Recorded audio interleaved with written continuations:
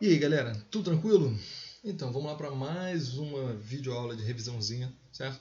Vou tentar ser um pouco mais breve do que da última, tá? Pra gente não ficar aqui prolongando umas 20 vezes sobre o mesmo assunto, tá? Mas eu acho que esses dois assuntos que a gente está vendo, né? Tanto população quanto movimentos migratórios, são dois assuntos muito maneiros, né? Muito bacanas, principalmente os movimentos migratórios, tá? Então, primeiro a gente vai começar definindo, né? Diferenciando algumas coisinhas. Primeira coisa é diferenciar o que é imigração do que é emigração. Né? Então a primeira coisa que eu falo, imigração é aquele que vai estar entrando em um país, certo? Ele é um imigrante. Então, se o Zezinho que saiu, né, por exemplo, do México para morar nos Estados Unidos, né, ele vai ser um imigrante lá nos Estados Unidos.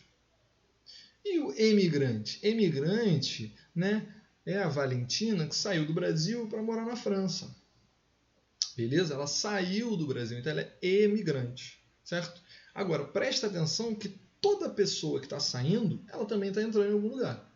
Então, tanto o Zezinho, né, quanto a Valentina, eles são emigrantes dos países de origem e eles são imigrantes nos países que eles foram. Né? Então, a Valentina é uma imigrante na França e uma emigrante do Brasil. Ela saiu do Brasil e foi para a França. Beleza? E o Zezinho saiu do México para os Estados Unidos. Então o Zezinho é um emigrante no México e ele é um imigrante nos Estados Unidos. Beleza? Então, diferenciando essas duas palavrinhas, não tem erro. Né? É a mesma coisa com importação e exportação. Importação e exportação. Interno e externo. Beleza? E quando a gente fala do movimento geral como um todo, migração. Migração vai englobar tanto a imigração quanto a emigração, o processo completo. Beleza? Agora, detalhe, qualquer coisa que peça para diferenciar, não adianta tentar botar migrante. Tá? Tem que definir certinho quem é o imigrante, quem é o imigrante. Beleza? Agora, por que o Zezinho saiu do México para os Estados Unidos, a Valentina saiu do Brasil para a França? Por que essa galera está se mudando? Né? Eu tenho vários fatores que vão fazer com que as pessoas saiam dos seus lugares de origem e morem em outras áreas, certo? Realizem uma migração.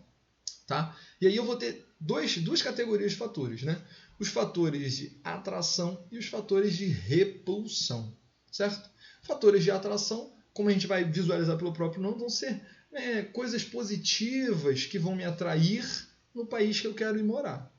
E fatores de repulsão são coisas negativas no lugar onde eu moro que vão fazer com que eu não queira mais habitar naquela área.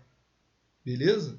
Então eu tenho, por exemplo, né, o desejo de morar na Europa porque as condições de vida são melhores, porque eu tenho acesso ao hospital com equipamentos, eu vou ter um emprego mais bem remunerado. Beleza? Essa é um fator de atração. E o que poderia ser um fator de repulsão? Pessoas que moram em áreas violentas, né, áreas de guerra civil, áreas onde há muita seca ao longo do ano, então fica difícil de produzir, por exemplo. Beleza? Fatores de atração, fatores de repulsão.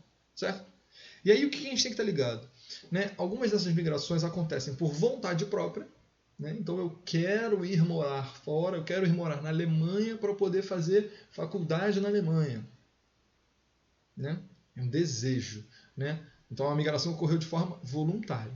E uma migração de forma forçada, e eu botei até entre parênteses para a gente o caso dos refugiados. Então, por exemplo, pessoas que estão fugindo de guerra civil, fugindo de regimes ditatoriais, pessoas que estão fugindo de perseguições religiosas, perseguições políticas, perseguições étnicas. São fatores, né, que vão me repelir e eu vou ser eventualmente forçado a sair daquela área. Beleza? Né? Eu vou falar de um videozinho no final dessa aula para a gente poder assistir e vocês vão ver que vai ter essa dinâmica toda. Beleza? Então, causas e consequências da migração. Né? Primeiro, as nossas causas. Né? Causas das migrações. Né? Eu posso, por exemplo, citar o desemprego, a busca por melhores condições sociais, melhor qualidade de vida. Eu posso estar falando de fugir de regimes ditatoriais, fugir de tortura, fugir de milícias de guerra civil, fugir de perseguições étnicas, fugir da fome. Certo? Então, algumas pessoas que não têm acesso a alimentos do seu país de origem migram para buscar melhores condições de vida em outras áreas. Beleza? Desastres ambientais ou desastres naturais. Né? Tsunamis, vulcões, secas permanentes. A galera que... E aí não é um desastre natural, mas é um desastre ambiental. A galera que morava em Brumadinho. Então a galera foi forçada a sair de onde morava. Beleza? E as consequências das migrações? Bom, aí vai depender de cada lugar. Né? Alguns países vão lidar bem com esses imigrantes, outros países não vão lidar também com esses imigrantes. Certo? Então tem países que têm uma política de maior abertura à receptividade desses imigrantes, outros que são muito mais fechados, né, a esses imigrantes. Beleza? Então, como é que a gente vai lidar com essa relação entre os imigrantes e a sociedade que já estava vivendo ali no país? Né? É aí que a gente vai encontrar, por exemplo, casos de xenofobia. E aí, detalhe que xenofobia não é só de um país para o outro, ela pode acontecer entre o próprio país. Então se liga só, xenofobia é a aversão a pessoas ou coisas estrangeiras ou de fora, beleza? Então pegando a etimologia, certo? A origem da palavra vem do grego, dividindo xenos de estrangeiro e phobos de medo, né? Então as fobias vêm de medo. E o xeno, que é o caso da xenofobia, vem de estrangeiro, tudo que vem de fora, certo? Há uma relação geralmente de choque cultural, né? Entre culturas diferentes lidando com isso. Muitas das vezes a gente vai ver xenofobia e racismo muito próximas uma da outra. Certo? Uma relação muito próxima entre a xenofobia e o racismo. Certo? Envolve diferenças étnicas. Beleza? Então se liga aqui nesse tweet aqui, né, do Senado Federal, eu não lembro de que ano foi isso. Certo? Eu acredito que tenha sido 2017, 2018, eu não lembro mesmo, né? Mas eu já tinha essa imagem salva, por isso que eu estou falando. Então ele bota aqui, é possível denunciar crimes de xenofobia. Para tanto, é importante reunir testemunhas e quaisquer outras provas possíveis. Estamos falando de Brasil. E aí ele bota aqui um telefonezinho e ele dá um exemplo. Ó. Se você já ouviu alguma dessas frases, isso não é piada, é xenofobia. Né? Então tem aqui alguns exemplos de frase. Né? O Brasil deveria se separar do Nordeste. É um exemplo de xenofobia dentro do próprio Brasil. Não gosto desses haitianos aqui roubando os nossos empregos. A gente vai ver que tem um exemplo também com relação a isso, ainda nesse slide. Beleza? Então, a gente vai ver frases que a gente ouve, faz piada e que não são, na verdade, piadas. São, né, frases xenófobas. Beleza? Então, sempre que vejo uma mulher de véu, acho que uma bomba vai explodir por perto. Eu não aceito ser atendido por um médico cubano. Né? São frases, né, que eu estou julgando pessoas simplesmente pela etnia, pela origem delas, certo? Casos de xenofobia. E aí eu vou deixar aqui no OBS para vocês uma questão para vocês pensarem. O Brasil tem tendências de imigração ou de emigração, de receber ou de mandar pessoas para fora? Certo? E a América Latina como um todo? Tem mais tendências de receber pessoas ou mandar as pessoas para fora? Beleza? Fica lá essa reflexão para vocês pararem para pensar. E aí, qualquer dúvida, vocês mandem lá no Google Classroom. Show? Seguindo, né, eu tenho alguns exemplos para a gente trabalhar.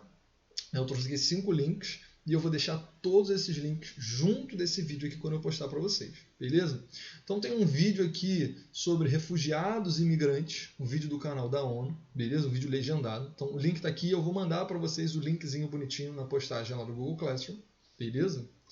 Tem aqui também 2 exemplos, certo? No da esquerda, no Rio Grande do Sul, um homem ataca um haitiano que trabalhava em posto de gasolina. Tem o link da matéria completa com o vídeo para vocês verem, né, essa relação de xenofobia acontecendo no Brasil. Show? E aqui um outro exemplo, o pior campus de refugiados do mundo, onde até crianças tentam suicídio. Então, para pensar o seguinte, né?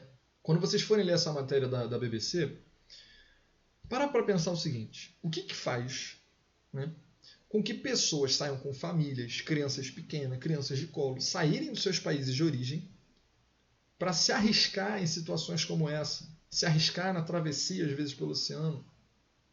Então, pensa no desespero, né, de uma pessoa, né, e sua família atravessando o oceano.